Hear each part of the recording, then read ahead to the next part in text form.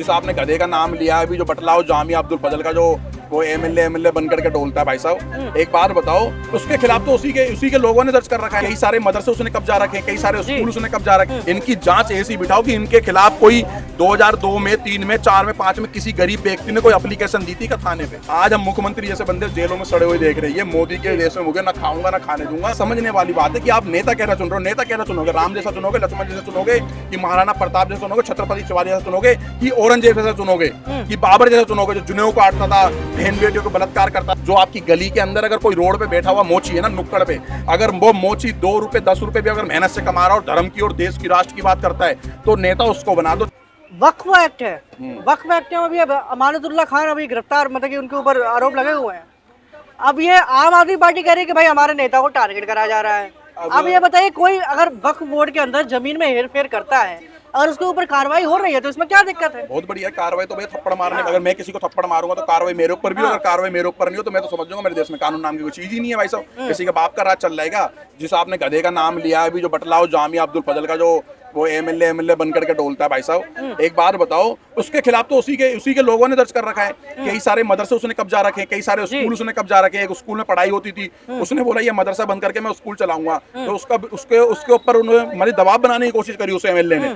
तो भाई साहब सोचो ना कि उसके खिलाफ कम से कम 50 लोगों ने, उसी के रिलीजन के लोगों ने दर्ज करवा रखे। उसके ऊपर कार्रवाई वैसे जामिया बटलाओ थाने के अंदर नहीं होती। आप समझो, अगर आज वो गया है तो भाई साहब ये हम देख रहे हैं कि पहले क्या होता था, मैं आपकी बुक लेके डोल रहा हूँ इतनी बड़ी कि भाई साहब इसने ये अपराध करा, इसने ये सब घोटाले करे, ये आपकी डोलते थे, मैं आपकी लेके सब एक समय डोलते थे। आज वो सारे ठगबंधन गठबंधन बन गए, वो सारे के सारे उनकी कहाँ है वो कॉपी किताबें जो एक दूसरे के आरोपी दिखाते थे। तो ये सबके सब वही हैं भाई साहब। इनकी जांच ऐसी बिठाओ कि इनके खिलाफ कोई 2002 में, 3 में, 4 में, 5 में किसी गरीब व्यक्ति ने कोई एप्लीकेशन दी थी का थाने पे।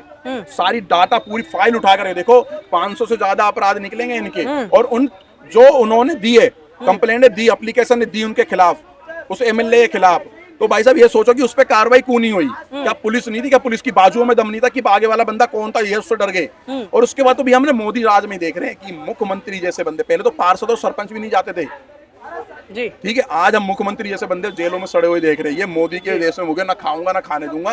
वैसे मैं मोदी, देखो मैं वो तो कह रहे हैं कि भाई हमको तो फंसाया गया है, झूठे केस में फंसाया गया है। तो भैया फिर तो भैया अगर उन्हें फंसाया गया तो फिर जितने, एक बार एक काम करो ना, ये माइक लेकर के तिहाड़ जेल में अंदर अनुमति लेकर के जेलर साहब से जाओ ना, कैदियों से पूछ लो यार। सारे कैदी यही बोलेंगे, कोई रेपिस्ट बोलेगा, कोई बलात्कारी बोलेगा, कोई डकैत बोलेगा, कोई मर्डरी बोलेगा, कोई झगड़े करने वाला बोलेगा, कोई क्रिमिनल बोलेंगे। सभी हमने तो कुछ करा ही नहीं, फिर सबको छोड़ देना ना भाई। सब क्या बेवकूफ पन चल रहा है क्या यार?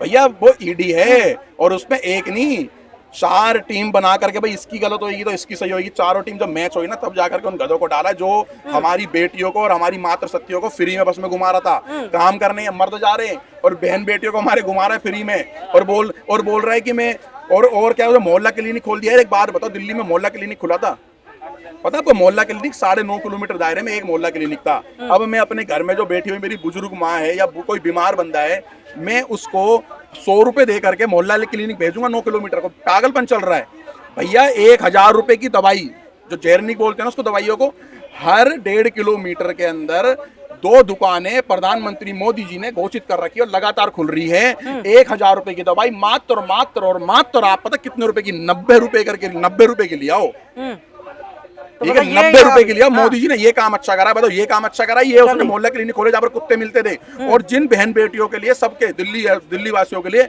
उसने पता 9 पिंक ठेके खोले थे कि जो औरत, जो लड़कियां है ना, जो लेडीज है, वो केवल इन पिंक ठेकों में जाए। अच्छा, तो ये समझने वाली बात है कि आप नेता कैसा चुन रहे हो। नेता कैसा चुनोगे? राम जैसा चुनोगे, लक्ष्मण जैसा चुनोगे, कि महाराणा प्रताप जैसा चुनोगे, छत्रपति शिवाजी जैसा चुनोगे, कि औरंगजेब जैसा चुनोगे, कि बाबर जैसा चुनोगे जो जुनेऊ काटता था, बहन बेटियों को बलात्कार करता था, 100 औरतें रखता था? ऐसा चुनोगे जो 8-8, 6-6, 7-7 साल की बच्चों को बलात्कार करते थे?